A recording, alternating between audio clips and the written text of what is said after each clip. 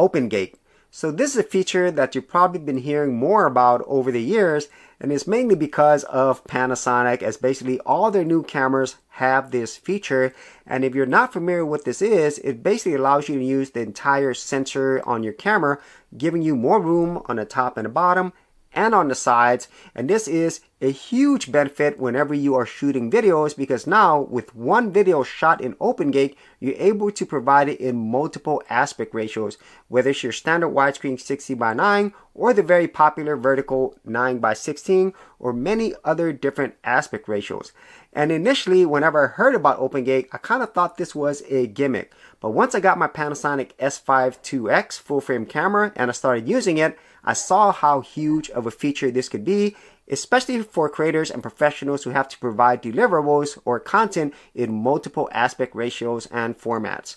And even though I really did enjoy using OpenGate, there was two things that really kept me from using it a lot. The first of which is resolution. So at around 5.8K or 6K, this is definitely high resolution. And even though it looks great, it does require a lot of power from your computer. So if you're editing 6K in your computer, if you don't have a lot of power, then it's going to really slow it down and you're going to have to spend time creating proxies. So that requires more time.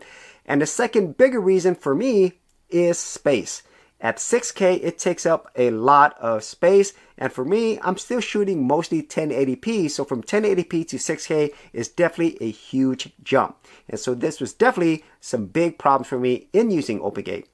But Panasonic did provide a fix, starting with the Lumix S9, because they provided a new format called MP4 Lite.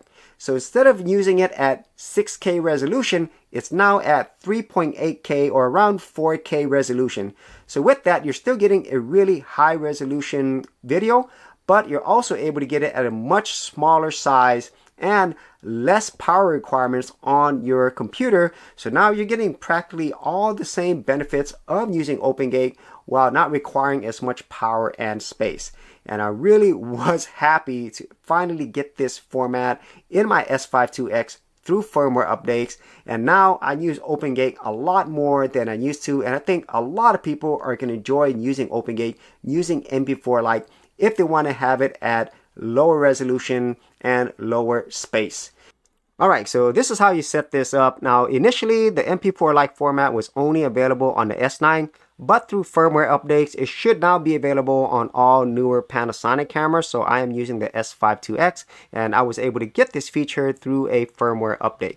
So all you do is you're going to go to your menu and then you're going to go to your video section, and I'm going to go up here, and then once you get here you should be able to choose record file format. And so here you have your options of MP4, MOV, Apple ProRes, and of course MP4 Lite.